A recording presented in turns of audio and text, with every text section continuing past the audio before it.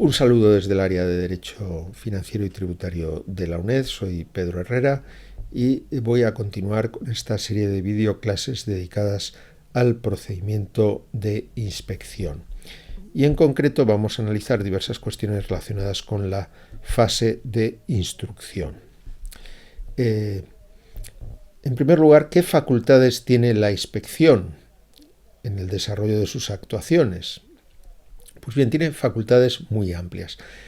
Quisiera precisar que aunque en el manual y en las videoclases analizamos las facultades de la inspección dentro del procedimiento de inspección para que se pueda visualizar mejor la actuación administrativa, hay que tener en cuenta que estas facultades de la inspección no solamente pueden ejercitarse en el procedimiento específico de inspección, sino en otras actuaciones inspectoras, como podría ser las actuaciones de obtención de información que estudiaremos más adelante. Bien, pues esas facultades para el desarrollo de las actuaciones inspectoras consisten, entre otras, en la entrada y examen de los lugares en que existan pruebas de la realización del hecho imponible o de otras circunstancias con relevancia tributaria. Se pueden requerir documentos e información con relevancia tributaria al obligado o a un tercero y se pueden adoptar medidas cautelares, por ejemplo, la incautación de soportes informáticos para evitar que se destruyan pruebas. Unas facultades especialmente relevantes dentro del procedimiento inspector son las que se refieren a la entrada en el domicilio constitucionalmente protegido. Recordemos que la Constitución prevé la inviolabilidad del domicilio y aunque en principio esta referencia de domicilio se refiere a las personas físicas, el lugar donde habita y tiene por tanto un ámbito de intimidad la persona física, el Tribunal Constitucional ha considerado que las personas jurídicas también tienen derecho a la inviolabilidad del domicilio y en este caso el domicilio va a ser el lugar de dirección efectiva de esa persona jurídica o el lugar donde se encuentre la mayor parte de la documentación en los términos que ha señalado la jurisprudencia del Tribunal Constitucional. ¿En qué consiste la inviolabilidad del domicilio y qué posibilidades tiene la administración tributaria de entrar en el domicilio? Pues bien, para entrar en el domicilio es necesario, según prevé la Constitución, o bien el consentimiento del interesado o bien la autorización judicial. Y en concreto se atribuye la competencia para otorgar esa autorización judicial a los juzgados de lo contencioso. Hay que tener en cuenta que la Administración tributaria suele solicitar la autorización judicial con carácter preventivo, es decir, en la práctica no es que la Administración acuda al domicilio, pida poder entrar y si el interesado niega la entrada vaya a solicitar la orden judicial. Eso podría suceder, pero no va a ser frecuente porque en ese caso se estaría advirtiendo al contribuyente y podría destruir pruebas. Por eso es más frecuente que la autorización se solicite con carácter preventivo. Y tras la última reforma de la Ley General Tributaria, la ley subraya que esa autorización puede pedirse antes de que se haya iniciado formalmente el procedimiento inspector. Es decir, no hace falta que se haya notificado todavía el acto en el que se pone en marcha el procedimiento inspector. Esto había sido exigido por el Tribunal Supremo, pero la última reforma de la Ley General Tributaria a través de la Ley de Prevención y Lucha contra el Fraude ha considerado que no es necesario. Lo que sí es necesario, según la actual regulación, es que se aporte al juez un acuerdo de entrada, es decir, la Administración sí que tiene que dictar un acto administrativo, que es un acuerdo de entrada, y ese acto se notifica al juez y en él se identifica el obligado tributario y también los conceptos y periodos que van a ser objeto de comprobación. Además, la Administración debe justificar ante el juez que la entrada en el domicilio, puesto que se está restringiendo un derecho fundamental, es proporcionada, es decir, que existen indicios suficientes de que se ha defraudado y que o bien el interesado se ha puesto a la entrada o bien, claro, si no se le ha preguntado primero, no se ha puesto a la entrada, pero la administración puede justificar que existe riesgo de que se oponga, y si la administración considera y justifica que existe riesgo de que el interesado se oponga a la entrada y destruya pruebas, puede pedir esa autorización con carácter preventivo. Estos extremos sobre la proporcionalidad y sobre el riesgo de que el interesado se oponga a la entrada deben razonarse también en el auto judicial que autorice la entrada. En otro caso, el auto no estaría suficientemente motivado y podría anularse. Esto en cuanto a la entrada en el domicilio constitucionalmente protegido. ¿Y qué sucede en el caso de otros locales que no constituyan domicilio constitucionalmente protegido? Bien, en este caso, la Ley General Tributaria establece algunas cautelas, pero no son equiparables.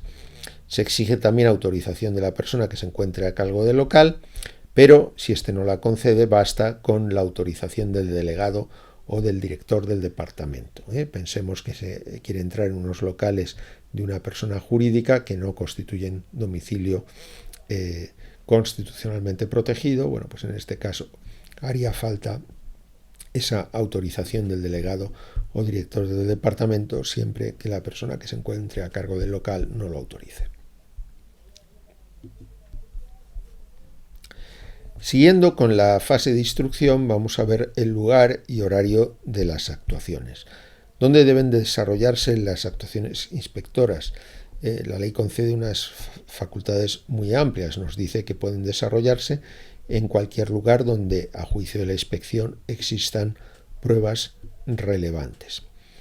Pero se establecen algunas limitaciones. Así, el examen de la contabilidad mercantil y de otros documentos con relevancia tributaria deben realizarse por regla general en el domicilio o local del obligado, aunque pueden tener lugar en las oficinas públicas, o bien si así lo consiente el propio obligado, o bien cuando se trate de copias de los libros y documentos.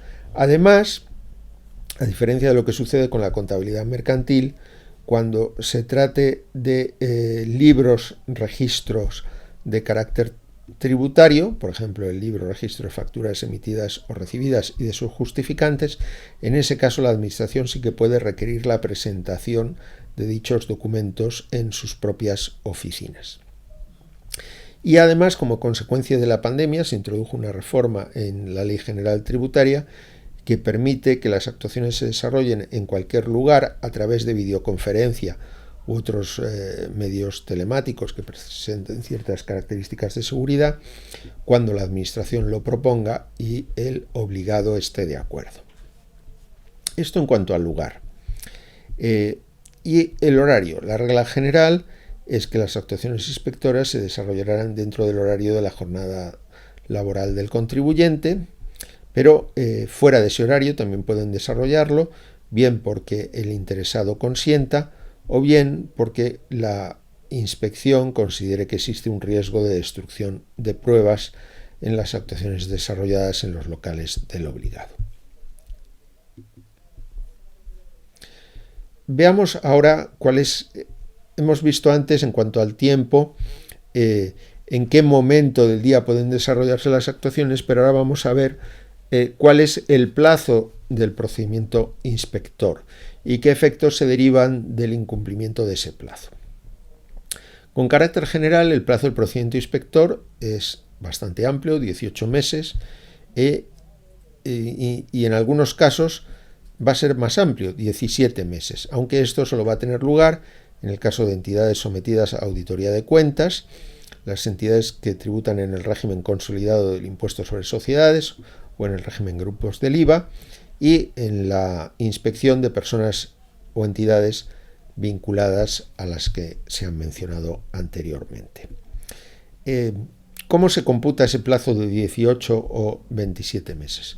Se computa desde que se notifica o comunica el inicio de las actuaciones hasta que se realice correctamente un primer intento de notificación.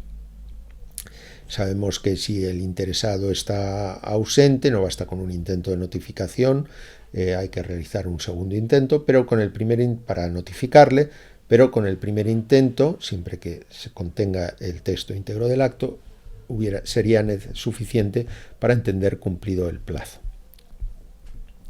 ¿Cuáles son los efectos del incumplimiento del plazo? Bien, en la primera lección hemos señalado que cuando se incumple el plazo para terminar el procedimiento de inspección podríamos hablar de una caducidad imperfecta. La ley dice expresamente que no se produce la caducidad del procedimiento. Entonces, ¿por qué hablamos de caducidad imperfecta? Porque aunque la ley nos diga que no se produce la caducidad, sí se producen algunos efectos comunes a los supuestos de auténtica caducidad. Bien, la diferencia con la caducidad es que el procedimiento no termina ni se archiva su documentación, sino que puede continuar hasta su terminación sin necesidad de notificar su reinicio. Es decir, que las actuaciones, aun fuera de plazo, pueden continuar indefinidamente siempre que no se produzca la prescripción. Sin embargo, es relevante que no se considere interrumpida la prescripción hasta que se realicen nuevas actuaciones.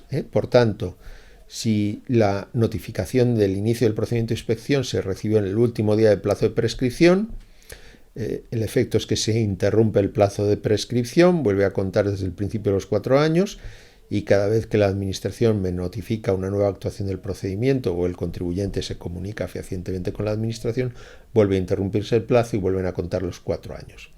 Sin embargo, si el plazo del procedimiento era 18 meses y el procedimiento no concluye en esos 18 meses, aunque teóricamente puede continuar, se produce el efecto de que todas esas actuaciones no habrán interrumpido la prescripción, y como en el ejemplo que les estoy comentando, la notificación se recibió el último día del plazo de prescripción, si esa notificación y las actuaciones ulteriores no han interrumpido la prescripción, resulta que esa obligación está prescrita y por tanto ya no se puede continuar el procedimiento, no solo porque estemos fuera de plazo, sino porque se ha producido la prescripción de la obligación tributaria. Otra consecuencia es que las declaraciones presentadas desde el inicio del procedimiento hasta que se realice la siguiente actuación ya fuera de plazo, se van a considerar espontáneas a efectos de evitar sanciones. Si el interesado había regularizado una vez iniciado el procedimiento de inspección, bueno, esa regularización no impedía las sanciones, pero si la Administración incumple el plazo, entonces ya sí que se convertirá en espontánea esa regularización que antes no lo era. O también si se presenta una nueva regularización antes de que se notifique al interesado la siguiente actuación una vez que se ha incumplido el plazo. Bien, y además dejan de devengarse intereses de demora, lo cual es lógico porque en este caso el retraso para calcular el importe de la deuda no es culpa del contribuyente, sino de la Administración en la medida que ha incumplido el plazo.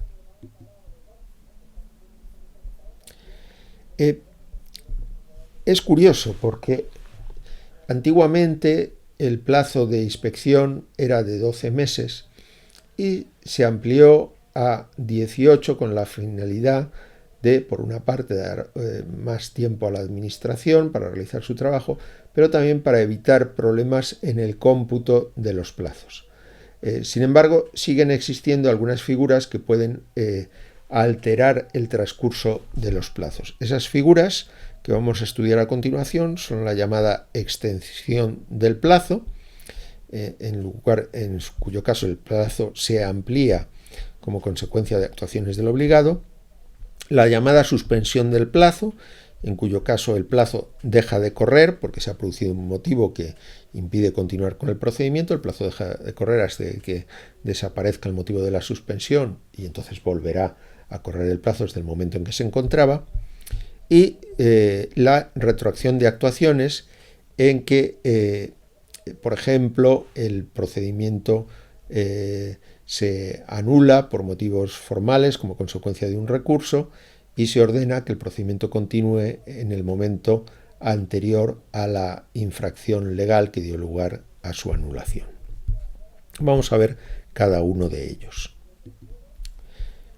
En primer lugar, la extensión del plazo. hay varios motivos que pueden dar lugar a la extensión del plazo.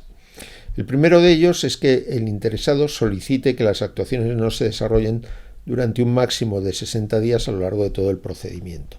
Es lo que se llama coloquialmente, lo que se conoce coloquialmente como días de cortesía.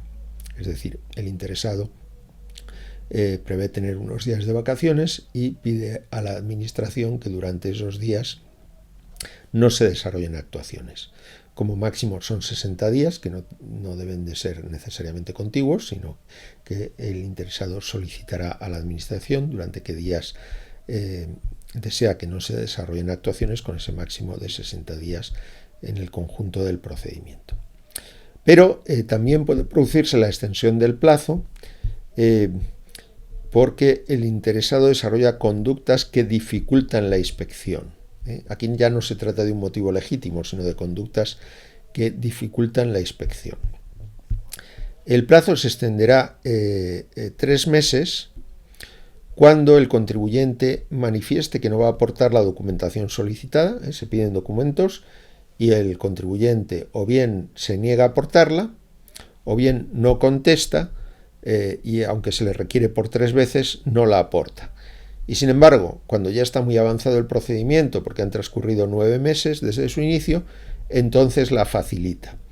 Bueno, es una conducta de la cual por lo menos cabe deducir una cierta conducta de obstaculización por parte del interesado. Bueno, pues la consecuencia jurídica es que se va a extender en 3 meses el plazo.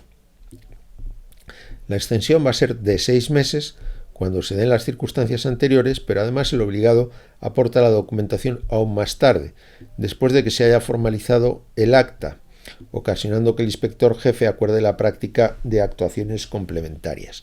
Como veremos más adelante, el acta es el documento que elabora el inspector que está desarrollando las actuaciones cuando considera que ya tiene todos los elementos necesarios para cerrar su comprobación e investigación y elaborar una propuesta de liquidación.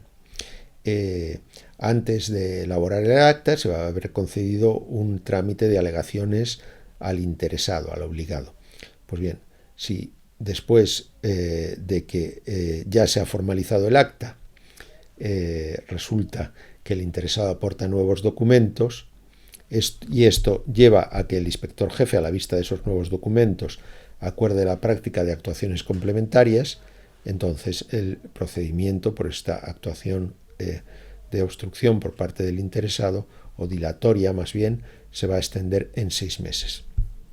Y también se va a extender en 6 meses cuando se aporten documentos después de que la Administración haya dejado constancia de que procede a aplicar la estimación indirecta. Recuerden que la estimación indirecta se basa en indicios y solo se lleva a cabo cuando no se puede desarrollar la actuación directa basada en la comprobación de la contabilidad, por ejemplo, porque se ha destruido o porque hay tales alteraciones de la contabilidad que no permiten utilizarla. En ese caso se acude a la estimación indirecta. Bien, imaginemos que el interesado dice que la contabilidad se ha destruido, que no hay contabilidad, se acuerda la procedencia de la estimación indirecta y después es cuando el interesado aporta la contabilidad.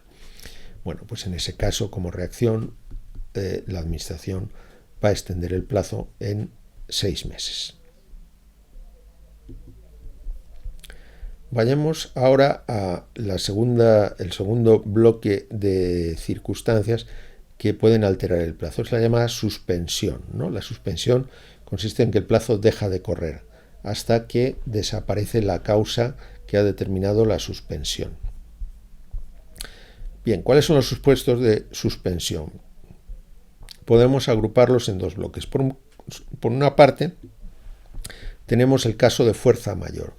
¿Qué es la fuerza mayor? Una circunstancia imprevisible e inevitable, como una catástrofe natural, que impide continuar la inspección. Por ejemplo, hubiera podido ser una causa de fuerza mayor el confinamiento durante la etapa más dura de la pandemia. En realidad, lo que se hizo fue modificar la norma para de esta manera alterar los plazos, pero si no se hubieran adoptado esas modificaciones legales, creo que es un ejemplo claro de fuerza mayor. Bien, también se prevén otras causas de suspensión que tienen como nota común la intervención de otros órganos distintos de la inspección. Por ejemplo, la orden de suspender el procedimiento dictada por un órgano jurisdiccional, el conflicto entre la Hacienda estatal de un lado y la autonómica o foral de otro. Imaginemos que en el curso del procedimiento de inspección surgen dudas sobre si la entidad competente para realizar la inspección es la agencia tributaria o no, se trata de la administración foral. Bueno, pues en este caso existen unos órganos que resuelven el conflicto. Mientras se resuelve el conflicto, el procedimiento va a quedar suspendido. También la remisión del expediente a la comisión competente para determinar si ha existido conflicto en la aplicación de las normas tributarias. En este caso hay un plazo de 3 meses para que esa comisión emita el dictamen y como máximo se va a suspender durante ese plazo.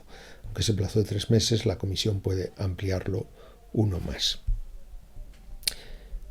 Si la inspección detecta indicios de delito y remite el expediente al Ministerio Fiscal o al juez de instrucción sin practicar liquidación, veremos que esta es la excepción.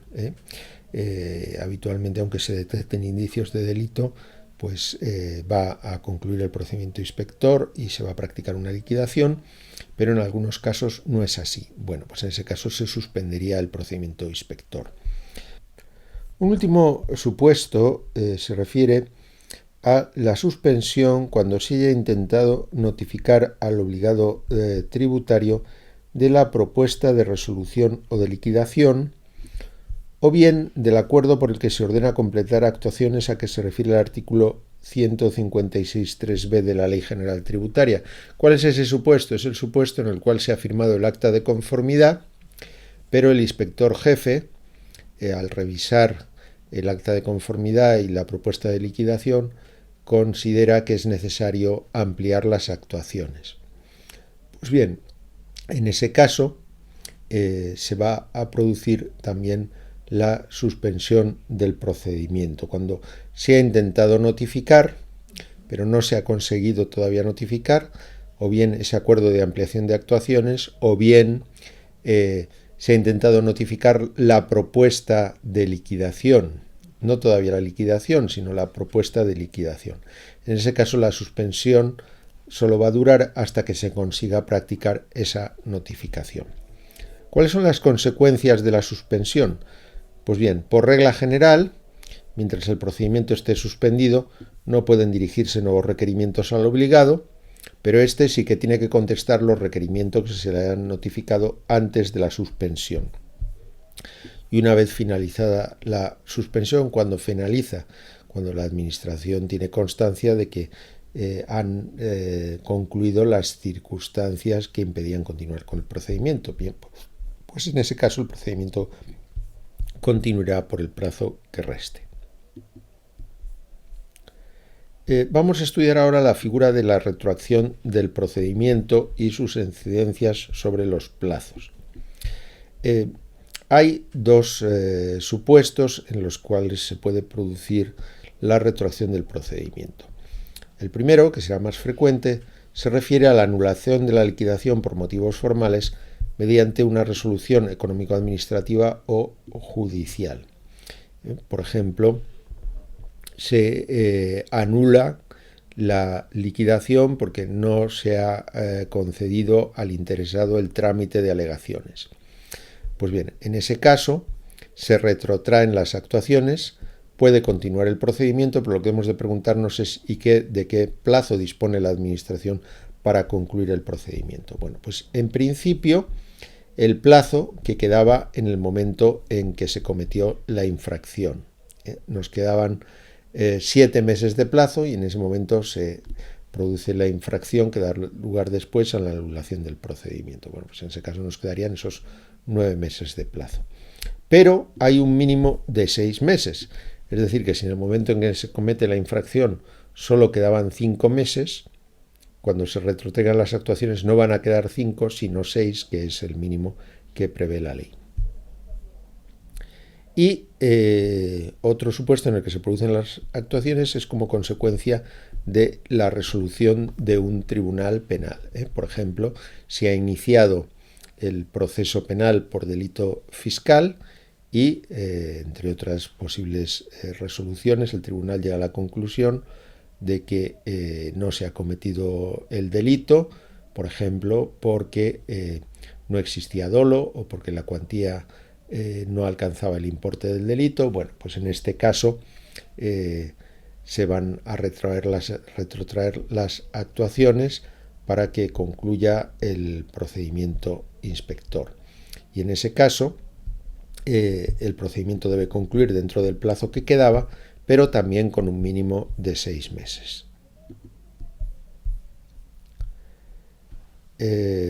Bien, ya se ha tramitado el procedimiento, el inspector considera que ya ha obtenido, el inspector actuario, ¿no?, que es como se denomina al que está desarrollando las actuaciones, pues ha obtenido todos los datos que considera necesarios, pues en ese momento tiene que conceder un trámite de alegaciones al interesado. Claro, el interesado a lo largo de todo el procedimiento habrá estado realizando manifestaciones y aportando documentos, de tal manera que el trámite de alegaciones, aunque es obligatorio, en realidad solo va a ser útil para el contribuyente en la medida en que el inspector le avance las conclusiones de esa comprobación. Después del trámite de alegaciones, el inspector va a poner de manifiesto las actas al contribuyente para que éste decida dar su conformidad o su disconformidad a esa propuesta. Las actas las hemos estudiado en la primera lección, pero ahora las vemos en su contexto. Son un documento en el cual se plasma el resultado de las actuaciones e incluyen una propuesta de liquidación, cuál es el importe que debe el contribuyente. Son documentos públicos y hacen prueba de los hechos que en ellas se reflejan, salvo que el obligado demuestre otra cosa, y no pueden impugnarse de modo autónomo. El interesado, cuando se le pongan de manifiesto las actas, no puede interponer un recurso. Si considera que hay vicios en las actas, podrá alegarlos cuando ya se le haya notificado la liquidación, pero no antes. Debe esperar a la liquidación. Pues bien, como decía, cuando se ponen de manifiesto las actas al interesado, este puede dar su conformidad y entonces esas actas se van a denominar actas de conformidad. El obligado las firma dando su conformidad, o su actas de disconformidad, porque el interesado manifiesta que está disconforme o simplemente se niega a firmarlas. Bien, veamos qué sucede en primer lugar con las actas de conformidad. Pueden tener dos modalidades.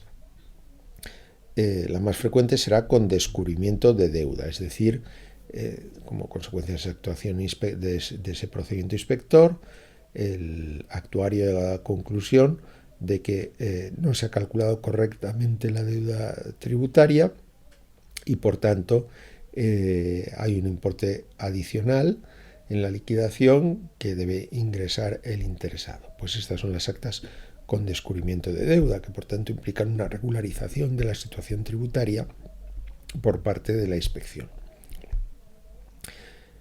Y si el inspector no descubre ninguna incorrección, pues entonces estamos ante unas actas sin descubrimiento de deuda.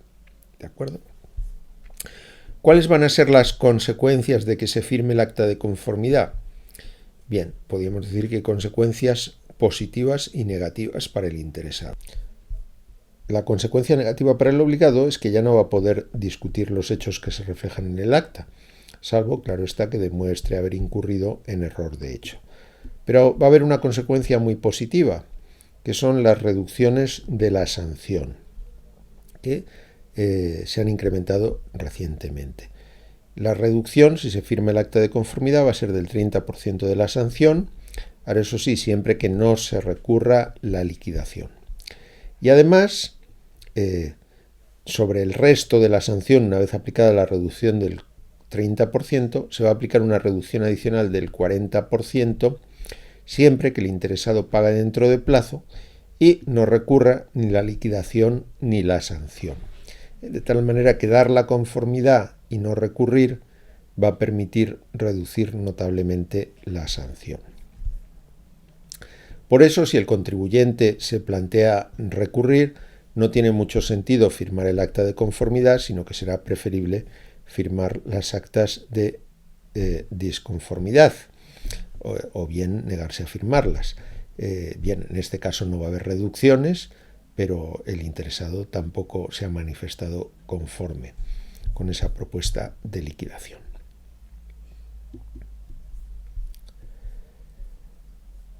Bien, ¿qué sucede si se firman las actas de conformidad? Porque todavía no ha terminado el procedimiento inspector, ¿de acuerdo? Por eso no pueden recurrirse las actas de manera aislada. Pues bien, una vez que se firman las actas de conformidad por el interesado y por el inspector actuario, el inspector jefe tiene un plazo de 1 mes para examinar el expediente. ¿Qué sucede si no notifica ninguna actuación al interesado dentro de ese plazo de 1 mes? Pues en ese caso, esa inactividad administrativa determina que la propuesta de liquidación que formaba parte del acta se convierta en un acto de liquidación notificado tácitamente. Es decir, cuando firmo el acta de conformidad ya se me indica que si transcurre 1 mes sin recibir ninguna otra notificación administrativa, esa propuesta de liquidación tácitamente se va a convertir en una notificación de la liquidación. También es posible que el inspector jefe confirme expresamente la propuesta de notificación y se la notifique al interesado. Y podríamos decir, ¿y para qué va a hacer eso el inspector jefe si basta con guardar silencio durante 1 mes? Bien, a lo mejor el inspector jefe lo que quiere es que termine el procedimiento antes de que hayan transcurrido los 18 meses y por eso no quiere esperar el mes, sino que lo notifica expresamente. También es posible que rectifique errores materiales en la propuesta de liquidación, meros errores materiales, pues un error en el domicilio fiscal, en el número de identificación fiscal. También es posible, o errores aritméticos, también es posible que se estimen errores en la apreciación de los hechos o en la aplicación de las normas. Es decir, el inspector jefe considera que el inspector actuario no ha acertado y ha cometido errores o bien al apreciar los hechos o bien al aplicar el derecho. En ese caso, el inspector jefe ha de conceder un nuevo trámite de audiencia al interesado y una vez que el interesado haya manifestado lo que estime procedente, el inspector jefe dictará una nueva liquidación y esta sí que ha de notificarse expresamente. También puede ser que el inspector jefe considere que las actuaciones de comprobación e investigación han sido insuficientes y que deben realizarse nuevas actuaciones. Bueno, pues en este caso ordenará nuevas actuaciones para completar la fase de instrucción.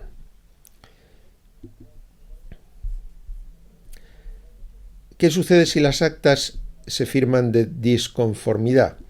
Bien, en este caso va a haber también un trámite de alegaciones ante el inspector jefe, ¿no? El obligado realizará las alegaciones que considere oportunas ante el inspector jefe y el inspector jefe podrá dictar una nueva liquidación y notificarla al interesado, estimar que existen errores en la apreciación de los hechos o en la aplicación de las normas en la propuesta de liquidación, en cuyo caso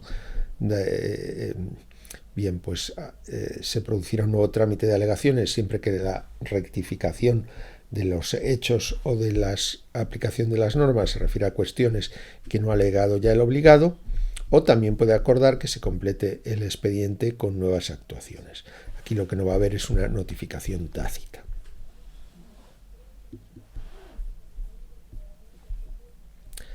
Y ahora vamos a ver una modalidad especial de actas que son las llamadas actas con acuerdo. Por regla general, las actas son de conformidad o disconformidad, pero existe una modalidad especial, actas con acuerdo. Es importante destacar esta terminología para no confundirse con la conformidad, ¿no? Digamos, la conformidad es unilateral por parte del obligado que las firma, mientras que el acuerdo implica una negociación previa. Una negociación informal entre el inspector actuario y el obligado. Pero ¿qué es lo que se puede negociar? Porque en el derecho tributario rige la reserva de ley, la indisponibilidad de la obligación tributaria, o sea que no puedo negociar directamente la cuantía de la obligación. Sin embargo, existen ciertos aspectos que presentan un notable margen de indeterminación y en los que la ley sí considera posible negociar. Estos supuestos son lo que se consideran presupuestos habilitantes de las actas con acuerdo. La aplicación de conceptos jurídicos indeterminados, conceptos jurídicos abiertos en los que la ley utiliza una expresión lacónica en lugar de detallar su contenido, por ejemplo, el núcleo, la base de los intereses económicos. Bien, y en la medida en que existe esa cierta indefinición en la ley, es posible una negociación para concretar su interpretación en el caso concreto. Cuestiones de valoración, pues cuál es el valor de estas instalaciones, de estos terrenos. Las cuestiones de valoración también son complejas, dan un margen de aplicación y por tanto de negociación. Y el último supuesto se refiere a la apreciación de los hechos en el caso concreto. Posiblemente la ley se está refiriendo a cuestiones de prueba. Por ejemplo, pues se han deducido determinados gastos por comidas de trabajo y no está claro si el importe total corresponde a comidas de trabajo o solo una parte, en qué medida. Bueno, pues aquí podría llegarse a un acuerdo porque se trata de cuestiones de apreciación de la prueba. Naturalmente, como solo pueden ser objeto de las actas con acuerdo estas tres cuestiones, si en las actas se reflejan regularizaciones por otros motivos, pues entonces va a haber que desglosar las actas, porque solo podemos negociar y adoptar un acuerdo sobre estos tres puntos. Si hay otros puntos en los que incide la regularización, pues habrá que desglosar las actas y habrá por una parte unas actas con acuerdo y por otra parte unas actas ordinarias que el interesado podrá firmar de conformidad o de disconformidad. ¿Cuál es el régimen jurídico de las actas con acuerdo? Bueno, por una parte, el obligado debe renunciar a un procedimiento sancionador separado. La regla general, y esto lo veremos más adelante en la lección quinta, la regla general es que el procedimiento para imponer las sanciones tributarias debe ser separado, debe ser un procedimiento distinto del procedimiento de inspector. Pero el interesado puede renunciar. Bien, pues en este caso, si se van a firmar actas con acuerdo, no es que pueda renunciar, sino que tiene que renunciar. De tal manera que en esas actas con acuerdo se va a incluir tanto la deuda como las sanciones que correspondan. Esto es lógico, porque si hay una cierta negociación, es importante que en el acta se refleje la cantidad total a pagar, no solo la de la deuda, sino la de las sanciones. Bien, además es necesaria la autorización del inspector jefe previa o simultánea a la firma. Hemos visto que en las actas ordinarias, en las actas que se firman de conformidad, el inspector jefe va a tener un mes para revisarlas. Aquí no es así, aquí el inspector jefe las tiene que revisar antes y firmarlas, ¿de acuerdo? Y ¿por qué? Pues para evitar una excesiva discrecionalidad por parte del inspector actuario y también para que el interesado, el obligado que firma las actas, tenga cierta seguridad de que no se van a modificar después por el inspector jefe. Y además el contribuyente debe garantizar el pago de la deuda y la sanción mediante unos instrumentos pues, especialmente rigurosos, el depósito del importe, un aval bancario, mediante el cual el banco se compromete a pagar si el obligado no pagara, o un seguro de caución, mediante el cual una compañía de seguros pagaría si el obligado no paga dentro de plazo. Vamos a seguir con la tramitación de las actas con acuerdo. Ya se han firmado las actas con acuerdo. Esto supone que ya las ha revisado antes el inspector jefe. Sin embargo, después de firmarlas, el inspector jefe va a tener 10 días más. Pero en esos 10 días lo único que puede hacer es corregir errores materiales. Y si los corrige, tendría que dictar una nueva liquidación, ¿no? Por ejemplo, un error en las sumas, en los cálculos.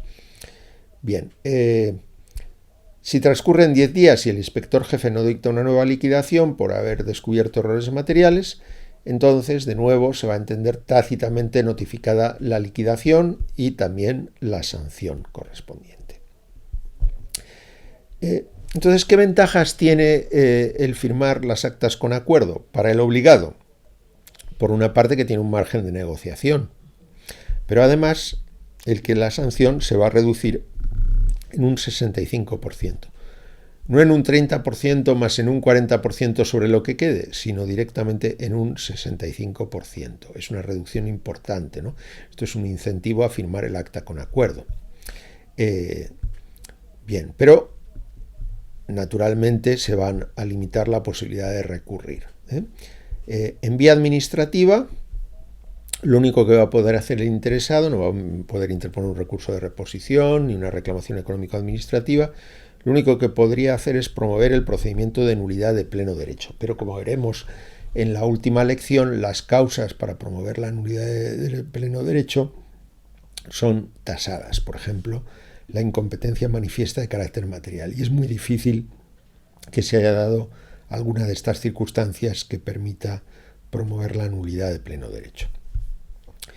¿Puede acudir a la vía contenciosa? Sí, podría recurrir directamente a la vía contenciosa, pero esto tiene unas consecuencias negativas. Por una parte, nos dice la ley que solo cabe alegar la existencia de vicios de consentimiento. Como ha habido una negociación y un consentimiento, pues solo vicios de consentimiento, que he sido amenazado, se ha violentado mi voluntad para firmar el acta con acuerdo, ¿no?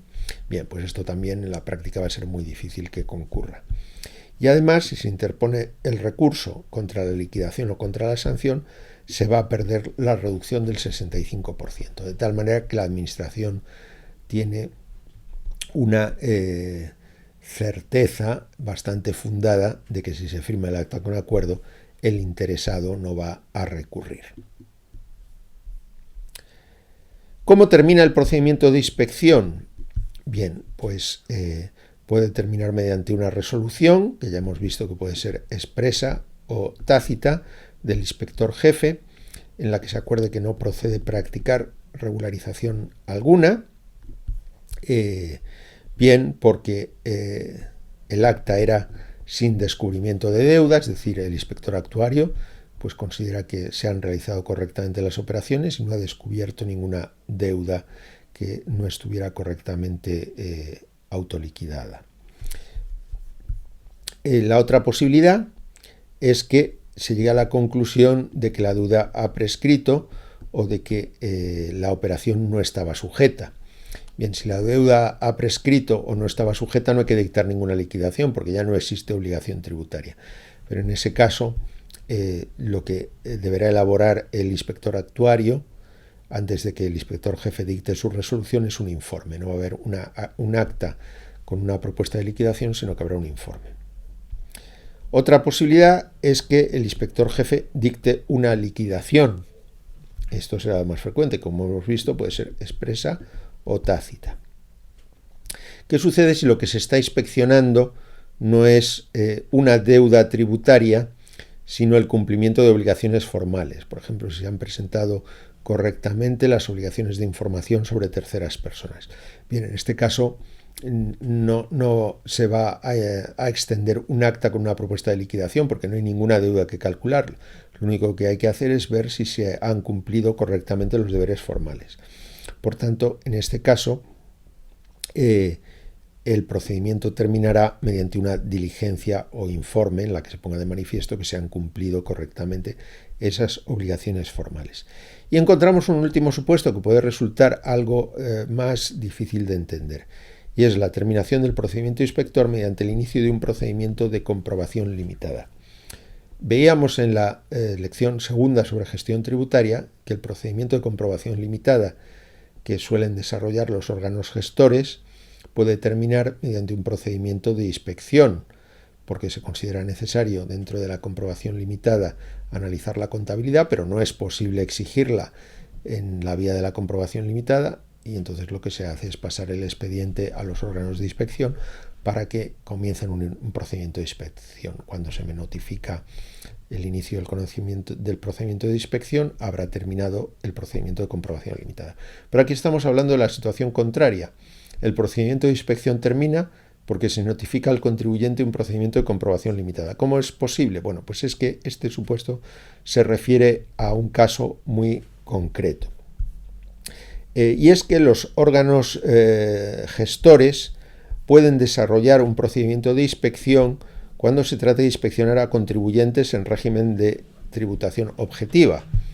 ¿Por qué? Porque en tributación objetiva no es necesario examinar la contabilidad, sino que lo que es necesario examinar es los módulos, es decir, por ejemplo, el número de mesas, la superficie del local, el consumo de energía eléctrica, el número de trabajadores, y por tanto esa inspección en la que no es necesario, no hay contabilidad que comprobar, la pueden desarrollar los órganos de comprobación, aunque sea un procedimiento inspector. Pero ¿qué sucede si en el curso de ese procedimiento de inspección desarrollado por los órganos de comprobación, estos llegan a la conclusión de que en realidad el contribuyente no cumplía los requisitos para tributar en estimación objetiva y debía haber tributado en estimación directa? Bien, en ese caso ellos no pueden exigir la contabilidad.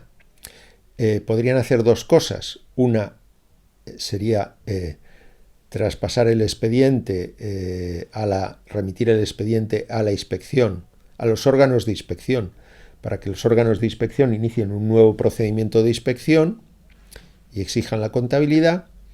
O también puede continuar o iniciar un nuevo procedimiento, pero esta vez de comprobación limitada, en la que podrán pedir pues, los libros registros, las facturas correspondientes, pero no van a poder examinar la contabilidad. Bueno, pues quizá el órgano de gestión prefiera continuar con ese procedimiento en lugar de trasladar el expediente a la inspección. Y con esto termino este segundo videoclase de las dedicadas a la inspección tributaria. Muchas gracias.